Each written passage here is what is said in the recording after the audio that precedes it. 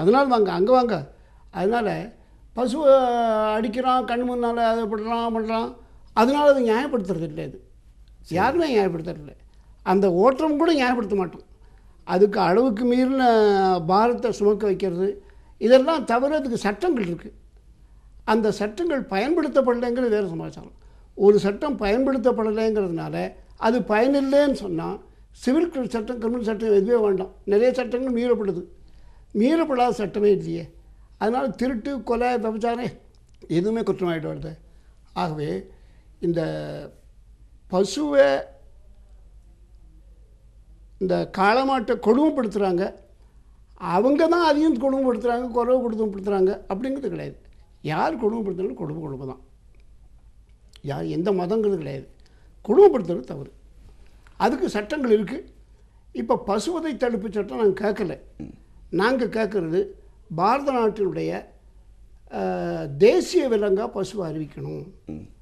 இயற்கை விவசாயத்தை தேசிய கொள்கையாக அறிவிக்கணும். தேசியத்துக்கு இந்த இயற்கை விவசாயம் தான் அந்த நாட்டோட தேசிய கொள்கைன்னு அறிவிச்சிட்டா அப்புறம் அதனுடைய வளர்ச்சி இயல்பாக நல்ல விதத்தில் இருக்கும். அதனால் இயற்கை சார்ந்த விவசாயம், இந்த செயற்கையாக இருக்கக்கூடிய யூரியா போன்ற உயரங்கள், இந்த பூச்சிக்கொல்லிகள், களைக்கொல்லிகள், இவற்றினால தண்ணீர் மாசுபடுது, தாய்ப்பால் மாசுபடுது, காய்கறி மாசுபடுது. அதனால் இந்த மாசு தடுக்கப்பட வேண்டும். அதனால் இப்போ இந்த இயற்கையாக விவசாயம் பண்ணக்கூடிய காய்கறிகளை அதுக்குன்னு மார்க்கெட் வச்சுருக்கா அதிக விலை கொடுத்து வாங்குறது மக்கள் தயாராக இருக்காங்க. அதனால் இயற்கையை பாதுகாக்கப்படணும், காடுகள் வளர்க்கப்படணும், மரங்கள் வளர்க்கப்படணும். இந்த ஒரு சுழற்சி ஒன்று இருக்குது. விவசாயத்துக்கு உயிர் நாடி பசு அதனுடைய பசு இனம். குறிப்பாக நாட்டு பசு தான் இந்த நாட்டுக்கு ஏற்ற. அதுதான் பாரம் சுமக்கக்கூடியது, அதுதான் வேலை செய்யக்கூடியது. அதுக்குத்தான் இந்த நாட்டினுடைய தட்பவெப்ப நிலைமைக்கு ஏற்ப நடந்துக்கொள்ள முடியும். அதனால் நாட்டு பசுக்களை வளர்க்கணும். நம்ம நாட்டினுடைய பசு இனங்கள் நிறைய அழிஞ்சு போச்சு. இப்போ இருக்கிறது ரொம்ப கொஞ்சம்தான். அந்த இருக்கக்கூடிய இனத்தை விருத்தி பண்ணணும். இந்த கலப்பை தடுக்கணும். இந்த வெளிநாட்டு ஜெர்சி பசு இதையும் கலந்து பண்ணுறதுனால இதுவாகவும் இல்லை, அதுவாகவும் இல்லை. இல்லை, இதை நீ காக்கணும் அப்படின்னு நீங்கள் சொல்லும் பொழுது ஒரு பக்கம் நீங்கள் அழித்து கொண்டு இருக்கும் பொழுது ஒரு அழிவுன்னு ஒன்று இருக்கு இல்லையா? அப்படிங்கும் பொழுது எப்படி இதை நீங்கள் காக்கணும்னு சொல்ல வரீங்க? நீங்கள் அது அழிவு நடக்கிறதுனால காக்கணும்னு சொல்கிறேன். அழிவு இதுக்காக பார்க்க அதற்காக தான் நாங்கள் சொன்னேன்னா இவர்கள் அதாவது ஒரு உணவுக்காக அதை பயன்படுத்தும் பொழுது முஸ்லீம் பயன்படுத்துறது ஏன் சார் அவங்க வேறு பழி போடுறீங்க? நீங்கள் முஸ்லீம் விரோதமாக இருக்கீங்களா? நீங்கள் அவர் என்ன சொல்கிறாரு? நாங்கள் உணவு சாப்பிடணும், குரான் சொல்லுங்கன்னு சொன்னார். அவர் சொல்லவே இல்லையே. அவர் சொல்கிறாரு எல்லா ஜாதியும் சாப்பிடலாம்னு சொல்கிறாங்க. அப்புறம் இவர் இந்த ஆதி அனாதி சொன்னார்ல, அது ஒத்துக்கலை. நான் இந்த ஆதி குடிமக்கள், ஆதி திராவிடர்கள், பாதி திராவிடர்கள் அதெல்லாம் நான் ஒத்துக்கலை. எல்லோரும் இந்த நாட்டு குடிமக்கள் தான். இவங்க வரதுக்கு முன்னால் அவன் வந்தான். இது வெள்ளைக்காரன் திட்டம். ஆரியம் வந்தான், அதுக்கு முன்னால், அதுக்கு முன்னால் திராவிடர் தான். திராவிடம் வந்து பழங்குடி மக்களை விரட்டினான். இப்படி இந்த மாதிரி சில பழங்கால இந்துக்கள் எல்லாருமே இந்த மாதிரி மாமிசம் சாப்பிட்டு வந்திருக்காங்க அப்படிங்கிறது அவருடைய கருத்தாக சொல்றாரு. சொல்லவே இல்லையா? அவரு சொன்னாரா? ஆதி மக்கள் சாப்பிட்டாங்க. தெரியாது. சாப்பிட்டு கொண்டு இருக்கிறார். இதை பற்றி நாம் தொடர்ந்து பேசுவோம். பல நேயர்கள் பல கருத்துக்கள் இருக்கிற தொடர்ந்து பேசலாம். அதற்கு முன்பாக ஒரு சிறிய இடைவேளைக்கு பிறகு நிகழ்ச்சி மீண்டும் தொடரும்.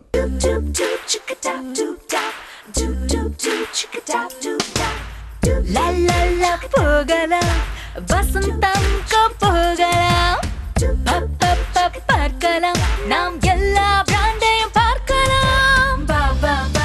வாங்கலாம், விலை குறைவாக வாங்கலாம்.